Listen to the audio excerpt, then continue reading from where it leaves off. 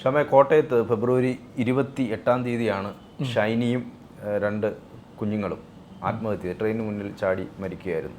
അപ്പോൾ സാധാരണഗതിയിലുള്ള അമ്മയും 2 കുഞ്ഞുങ്ങളും മരിക്കുന്നു, ആത്മഹത്യ ചെയ്യുന്നു എന്നുള്ള ലോക്കോ പൈലറ്റിൻ്റെയൊക്കെ മൊഴിയൊക്കെ പുറത്തു വന്നവർ ഒരുമിച്ച് ചേർന്ന് നിന്നാണ് ട്രെയിനിന് മുന്നിൽ നിന്ന് മാറിയില്ല, ഹോൺ അടിച്ചിട്ട് മാറിയില്ല എന്നൊക്കെ പറഞ്ഞു. പിന്നീട് അതിൻ്റെ വിശദാംശങ്ങളിലേക്ക് പോയപ്പോഴാണ് ഈ ഭർത്തൃ വീട്ടിലെ പീഡനങ്ങൾ ഉൾപ്പെടെ, ആ മാനസിക പീഡനങ്ങൾ, ശാരീരികമായിട്ടുള്ള പീഡനങ്ങൾ, അവിടെ ഒരു വേലക്കാരിയെ പോലെയാണ് ഈ ഷൈനി കഴിഞ്ഞിരുന്നതെന്നുൾപ്പെടെയുള്ള കാര്യങ്ങൾ പുറത്തു വരുന്നു.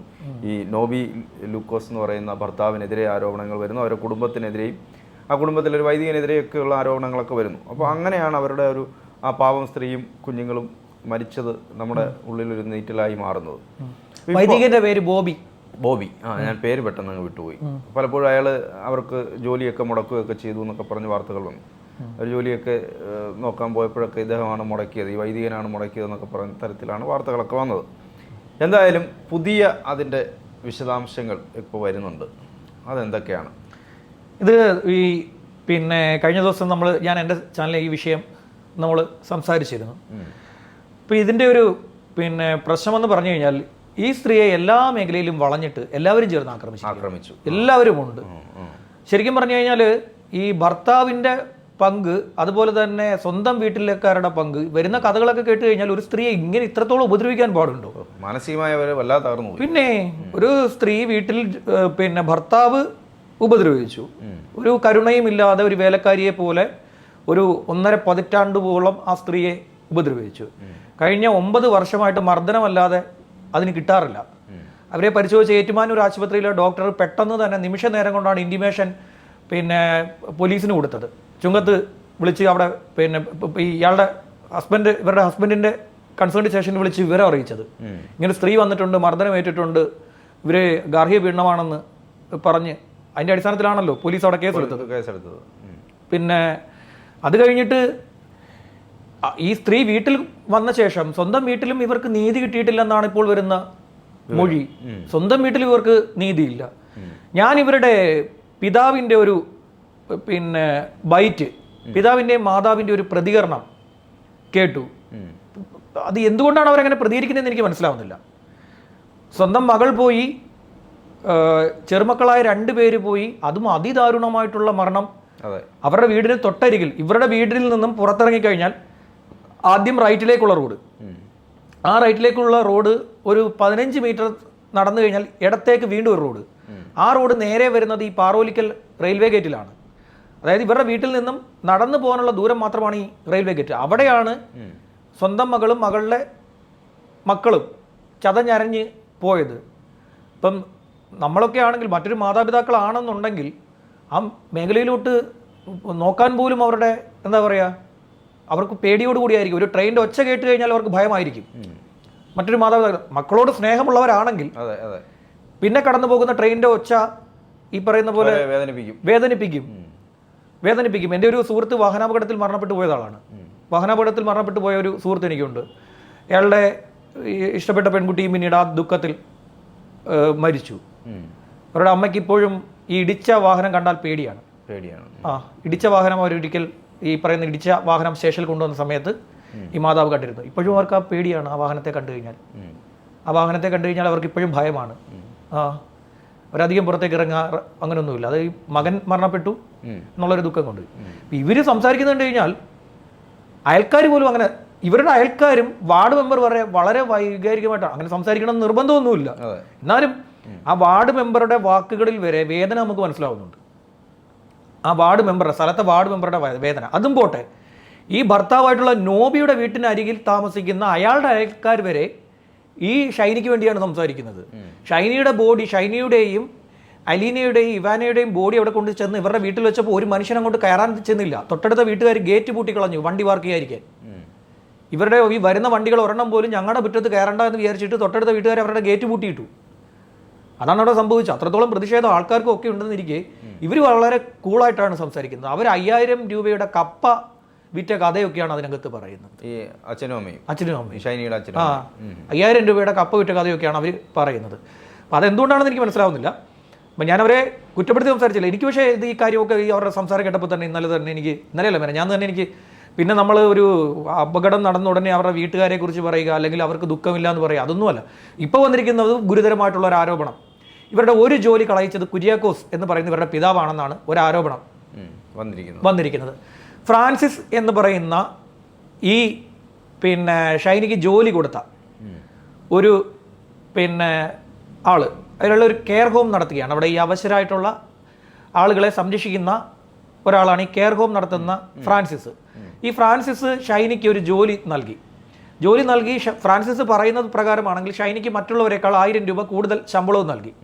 ഷൈനിക്ക് കൂടുതൽ ഉപകാരപ്പെടുന്ന ഒരു സ്ഥലമായിരുന്നു അത്. കാരണം ഷൈനിക്ക് അവിടെ നിന്ന് നടന്ന് വീട്ടിലേക്ക് ഈ പറയുന്ന കെയർ ഹോമിലെത്താനും വീട്ടിൽ എന്തെങ്കിലും ആവശ്യമുണ്ടെങ്കിൽ പെട്ടെന്ന് അങ്ങോട്ട് ഇറങ്ങിപ്പോകാനും സാധിക്കുന്ന രീതിയിലൊരു സ്ഥലമായിരുന്നു ഈ പറയുന്ന കെയർ ഹോം. അപ്പോൾ ഇദ്ദേഹം അവിടെ ജോലി നൽകിയ ശേഷം ഇദ്ദേഹത്തിൻ്റെ ബയോഗ്യാസ് പ്ലാന്റ് അവിടെ കംപ്ലൈൻ്റ് ആയി. ഈ ബയോഗ്യാസിൽ ദ്രവിക്കാത്ത തരത്തിൽ മാനേജ് ചെയ്യാൻ പറ്റാത്ത രീതിയിലുള്ള ചില വേസ്റ്റുകൾ അവിടെ ഡംപ് ചെയ്യപ്പെട്ടപ്പോൾ ഈ ബയോഗ്യാസ് പ്ലാന്റ് സ്വാഭാവികമായിട്ടും കംപ്ലൈൻറ്റ് കേടുപാട് വരും, അത് നിറഞ്ഞു പോകും. പിന്നെ ചെയ്യാൻ പറ്റുന്ന ഒരു സാധനം എന്ന് വെച്ചാൽ ഹാർഡായിട്ടുള്ള മെറ്റീരിയൽസ് അല്ല അതിൽ നിന്ന് നീക്കം ചെയ്യുക. അത് അയാൾ പറയുകയും ചെയ്യുന്നുണ്ട്, ഈ ഫ്രാൻസിസ് പറയുന്നുണ്ട്, ഹാർഡായിട്ടുള്ള മെറ്റീരിയൽസ് അല്ല അതിൽ നിന്ന് നീക്കം ചെയ്യുക എന്നുള്ളതേ ഉള്ളൂ. എല്ലാ സാധനവും ബയോഗ്യാസിൽ കൊണ്ടുപോയി കഴിഞ്ഞാൽ നടക്കില്ല, പ്ലാന്റ് വർക്ക് ചെയ്യില്ല. അപ്പോൾ ഇത് അറിയാത്ത ചിലർ ഇതിൽ ഡംപ് ചെയ്തു എന്നാണ് അദ്ദേഹം പറയുന്നത്. അപ്പോൾ ഇത് നീക്കം ചെയ്യാൻ സമയമാകുമ്പോൾ ഇത് ഓപ്പൺ ചെയ്ത് കഴിഞ്ഞാൽ സ്വാഭാവികമായിട്ട് സ്മെല്ലുണ്ടാകും. സെപ്റ്റിക് ടാങ്ക് തുറക്കുന്നത് പോലെ തന്നെയാണ് ബയോഗ്യാസ് പ്ലാന്റ് തുറക്കുന്നാലും ഉണ്ടാകുന്ന സ്മെല്ല്. അപ്പോൾ ഇത് ഓപ്പൺ ചെയ്യുന്നതിന് മുന്നോടിയായി ഈ അയൽക്കാരായിട്ടുള്ള കുര്യാക്കോസിനെ അടക്കം ഇദ്ദേഹം ഈ വിവരം അറിയിച്ചു. കുറച്ച് സ്മെല്ലുണ്ടാകും, ഞങ്ങൾ തുറക്കാൻ പോവുകയാണ്, അത് ക്ലീൻ ചെയ്യുന്നതിൻ്റെ ഭാഗമായിട്ടാണെന്ന് പറഞ്ഞപ്പോൾ കുര്യാക്കോസ് 24 മണിക്ക് വൈകിട്ട് 4 മണി വരെ സമയം കൊടുത്തു. അതിനുള്ളിൽ ഇത് നടന്നിരിക്കണമെന്ന് പറഞ്ഞു. ഇവർ കൊടുത്തിരുന്ന അന്ത്യശാസനം അത് നടപ്പാക്കാൻ ഇയാളെ കൊണ്ട് സാധിക്കാതിരിക്കെ മകൾ ജോലി ചെയ്യുന്ന സ്ഥലമായിട്ട് കൂടി ഇയാൾ ആരോഗ്യ വകുപ്പിൽ കൊണ്ടുപോയി പരാതി കൊടുത്തു. ദില്ലിയിൽ പോയിട്ടാണെങ്കിൽ നിന്റെ ഈ പറയുന്ന സംവിധാനം ഞാൻ പൂട്ടിക്കുമെന്ന് പ്രഖ്യാപിക്കുകയും ചെയ്തു. ഇത് പ്രകാരം ഇയാൾ ഈ ഷൈനിയോട് ഇക്കാര്യം പറഞ്ഞപ്പോൾ ഷൈനി പോയി പിതാവിൻ്റെ കാല് പിടിച്ച് ഈ പരാതി കൊടുക്കരുത്, ഞാൻ ജോലി ചെയ്യുന്ന സ്ഥാപനമാണെന്ന് പറഞ്ഞിട്ടും ഈ പിതാവ് കേട്ടില്ല എന്നാണ് പറയുന്നത്. അപ്പോൾ അതിന് ശേഷം ഷൈനിക്ക് ഇവിടെ ജോലി ചെയ്യുന്നതിൽ മാനസികമായിട്ടുള്ള ബുദ്ധിമുട്ടുണ്ടായി. 2 തരത്തിൽ അതുണ്ടാകാം. ഒന്ന്, ഷൈനിയോടുള്ള പെരുമാറ്റം മാറാനുള്ള സാധ്യതയുണ്ട്. ഏത് തൊഴിൽ സംരംഭകനാണെങ്കിലും തനിക്കെതിരെ പരാതി നൽകിയ ആളുടെ വീട്ടിലേക്കാണ് താൻ ശമ്പളം കൊടുത്തയക്കുന്നതെന്നുള്ള ഒരു ചിന്ത വരികയും സാധാരണ ഒരു കോമൺ സെൻസ് വെച്ച് നമ്മൾ ചിന്തിക്കുമ്പോൾ ഷൈനിക്ക് അവിടെ ബുദ്ധിമുട്ടുണ്ടാകാനുള്ള സ്വാഭാവികമായിട്ടുള്ള സാഹചര്യം എല്ലാം തന്നെ ഒരുങ്ങിക്കഴിഞ്ഞു. അപ്പോൾ ഇപ്പോൾ അയാൾ അത് പറയാൻ സാധ്യതയില്ല. ഈ ഫ്രാൻസിസ് എന്ന് പറയുന്ന ആള് ഇപ്പോൾ എന്തായാലും അയ്യോ അത്രയും വലിയ മഹാത്മാഗാന്ധിയാണ് അയാളെന്ന് എനിക്കും തോന്നുന്നില്ല. അത് വേറെ കാര്യം. അയാൾ അത്രയും വലിയ മഹാത്മാഗാന്ധിയാണ്, അല്ലെങ്കിൽ മഹാത്മാഗാന്ധി എന്നല്ല, അയാൾ അത്രയും വലിയ ഒരു നല്ല സൽഗുണസമ്പന്നൻ ആണെന്ന് എനിക്കും തോന്നുന്നില്ല. അയാളുടെ സംസാരം കേൾക്കുമ്പോൾ നമ്മൾ ഒരുപാട് ഈ പറയുന്ന ആളുകളെ കണ്ടിട്ടുണ്ടല്ലോ, ഒരുപാട് പേരെ കണ്ടിട്ടാണല്ലോ. ആരായാലും അങ്ങനല്ലേ ചിന്തിക്കൂ, എനിക്ക് നിലനിർത്തണം എന്നൊരു. അപ്പം സ്വാഭാവികമായിട്ടും ഇയാൾ സമ്മർദ്ദം ഇറക്കാനുള്ള സാധ്യതയും ഉണ്ട്. ഇയാൾ പറയുന്നത്, ഷൈനി പറഞ്ഞു ഇനി ഞാനിവിടെ തുടരുന്നില്ല, IELTS പഠിച്ച് എനിക്ക് വിദേശത്തേക്കാണ് പോകാൻ താല്പര്യമെന്ന് പറഞ്ഞ് ഷൈനി അവിടെ നിന്ന് മടങ്ങിപ്പോയി എന്നാണ് പറയുന്നത്. സ്വാഭാവികമായിട്ടും അവിടെ ഉണ്ടായിരിക്കുന്നത് അവിടെയും സമ്മർദ്ദം ഈ ഷൈനിക്ക് നേരെ ഉണ്ടായിട്ടുണ്ട്. ഒന്ന്, ഭർത്താവിനെ പേടിച്ചോടിയതല്ല, അടിച്ചിറക്കി വിട്ടു. ഇളയ കുഞ്ഞിനെയും ഷൈനിയും കൂടെ അർദ്ധരാത്രിയിൽ വീട്ടിൽ നിന്ന് അടിച്ചിറക്കി. അത് അവർ രാത്രി 12 മണി വരെ 2 മണി വരെ ഈ രാത്രി 9 മണിക്ക് ശേഷം ഇറങ്ങിയ ഷൈനിയും ഇളയ കുഞ്ഞായിട്ടുള്ള ഇവാനെയും കൂടെ റോഡിൽ പോയിരുന്ന ശേഷം മൂത്ത കുഞ്ഞ് ഇവരുടെ കൂടെ ഇറങ്ങി വന്നു, അലീന. ആ കുഞ്ഞ് അമ്മയ്ക്കൊപ്പം ഉറച്ചു നിൽക്കുന്ന ഒരു കുട്ടിയാണെന്ന് എനിക്ക് തോന്നുന്നത്. ഇച്ചിരൂടെ അറിവായതുകൊണ്ടായിരിക്കും, അതെല്ലാം നേരിൽ കണ്ട് ബോധ്യപ്പെടുന്നത്. ഇളയ കുഞ്ഞ് കൊച്ചു കുട്ടിയല്ലേ, ചെറിയ കുഞ്ഞാത്. അപ്പോൾ ചെറിയ വ്യത്യാസം ഉള്ളെങ്കിലും ഇതിന് മൂത്ത കുഞ്ഞിന് കുറേ കൂടെ പക്വതയുള്ളൊരു കുട്ടിയാവാനുള്ള സാധ്യതയുണ്ടെന്ന് തോന്നുന്നു. അപ്പോൾ അത് ഇറങ്ങി വന്നു, അത് സ്വയം തീരുമാനമെടുത്ത് പിതാവിനെയും കളഞ്ഞത് ഇറങ്ങി വന്നു. അപ്പോൾ ഇത് വന്നിട്ട് ഇവർ എല്ലാവരും കൂടെ ചേർന്ന് അവിടെ രാത്രി മുഴുവൻ കഴിയുക എന്ന് പറഞ്ഞ് 2 കുഞ്ഞുങ്ങളെയും സ്വന്തം ഭാര്യയും ഇറക്കി പാതിരാത്രി നടുറോഡിൽ ഇരുത്തുന്ന ഒരുത്തനെ എന്ത് പറയണം? അവൻ്റെ ക്രൂരത കഴിഞ്ഞ് ഇത് വരുന്നു, സ്വന്തം വീട്ടിൽ വരുന്നു. സ്വന്തം വീട്ടിൽ വന്ന് 12 ആശുപത്രികൾ ശ്രമിച്ചിട്ട് ജോലി കിട്ടാതെ അവസാനം ഒരു കെയർ ഹോമിൽ പോയപ്പോൾ സ്വന്തം അച്ഛൻ അവിടെ പോയി കുഴപ്പമുണ്ടാക്കുന്നു, അവിടെയും ജോലി നഷ്ടപ്പെടും. പിന്നെ ഒരു സ്ത്രീ എന്ത് വേണം? അങ്ങനെ ആ ജോലി ഉണ്ടായിരുന്നെങ്കിൽ അവരുടെ ജീവൻ ഇപ്പോൾ നഷ്ടപ്പെടില്ലായിരുന്നു. അത് ഞാൻ ഇത് പറഞ്ഞപ്പോൾ ഞാൻ ആലോചിക്കുന്നത്, ഈ കവി A. അയ്യപ്പൻ മരണപ്പെട്ടപ്പോൾ അദ്ദേഹത്തിൻ്റെ ആശാൻ പുരസ്കാരം മേടിക്കാൻ പോകുമ്പോഴാണ് കവി A. അയ്യപ്പൻ മരണപ്പെടുന്നത്. അപ്പോൾ മരണപ്പെട്ട സമയത്ത് അദ്ദേഹത്തിൻ്റെ ജുബ്ബയുടെ പോക്കറ്റിൽ ഒരു പേപ്പർ താളിൽ ഒരു കവിത ഉണ്ടായിരുന്നു. അതിൽ ഒരു വരി മാത്രം ഞാൻ പറയാം.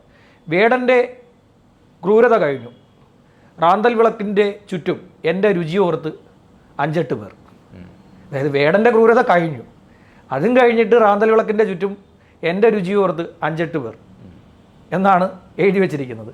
അതേപോലെ ഒരു വേടൻ്റെ ക്രൂരത കഴിഞ്ഞു, അത് കഴിഞ്ഞിട്ട് അവിടെ നിന്ന് രക്ഷപ്പെട്ടത് ഓടിയപ്പം അതിനേക്കാൾ വലിയ ആളുകൾ ഇപ്പുറത്ത് ഉപദ്രവിക്കാൻ വേട്ടക്കാർ ഇപ്പുറത്ത് നിൽക്കുന്നു. അതും സ്വന്തം രക്തത്തിൽ പിറന്നവർ പോലും അല്ല, അവരുടെ രക്തത്തിൽ പിറന്ന തന്നെ മറ്റുള്ളവർ അവർ തന്നെ വേട്ടയാടാൻ നിൽക്കുന്നു. അപ്പോൾ ഒരു പെണ്ണ് ഒരു സ്ത്രീവിനെ എന്ത് ചെയ്യാൻ പറ്റും? അവർ മരണപ്പെട്ട് കഴിഞ്ഞിട്ട്, ഈ മരണത്തെ ഞാൻ ന്യായീകരിക്കുക, ആത്മഹത്യ ന്യായീകരിക്കുകയല്ല, പക്ഷേ എല്ലാവരും ചേർന്ന് ഇങ്ങനെ വട്ടം ചേർന്ന് ഒരു എന്താ പറയുക ആക്രമിക്കാൻ പാടുണ്ടോ? ഒരു തള്ളക്കോഴിയും 2 പിഞ്ച് കോഴിക്കുഞ്ഞുങ്ങളെയും ചേർത്ത് പിടിച്ച് നിർത്തുന്ന ഞാനതൊരു ഉപമ പറഞ്ഞതാണ്. ഈ കഴുകന്മാരും പരുന്തുകളെല്ലാം കൂടി ഇങ്ങനെ വട്ടമിട്ട് പറക്കാൻ പാടുണ്ടോ അതിൻ്റെ ചുറ്റും?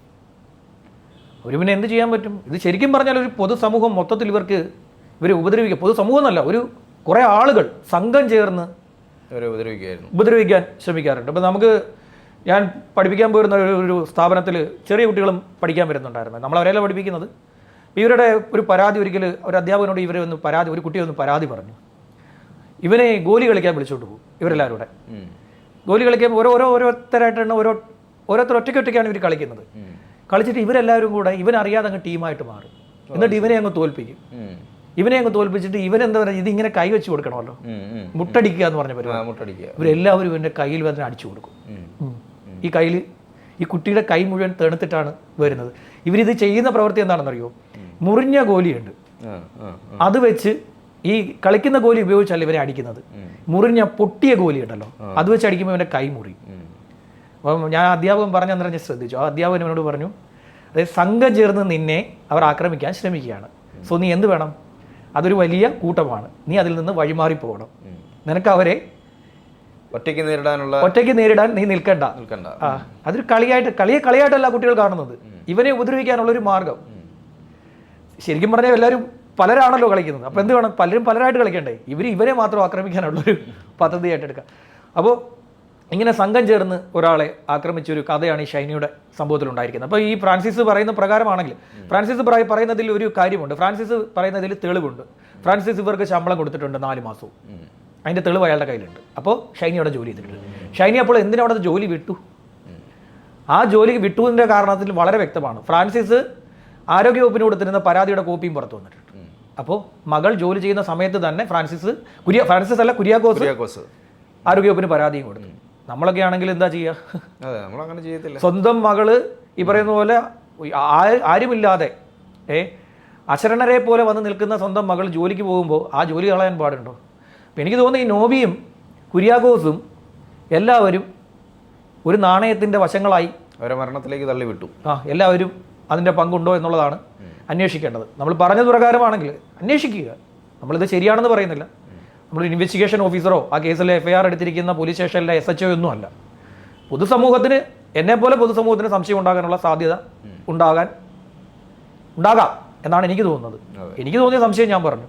ഒരു മാധ്യമപ്രവർത്തകൻ എന്ന നിലയിൽ നമ്മൾ റിപ്പോർട്ട് ചെയ്ത പല കേസുകളും കണ്ടിട്ടുള്ള നിലയിൽ പല മരണ വീടുകളിൽ നമ്മൾക്ക് കൂടുതലും കണ്ടിട്ടുള്ള ശവങ്ങളാണ്. എൻ്റെ റിപ്പോർട്ടിംഗ് ഫീൽഡിൽ ഞാൻ കൂടുതലും കണ്ടിട്ടുള്ള ശവങ്ങളാണ്.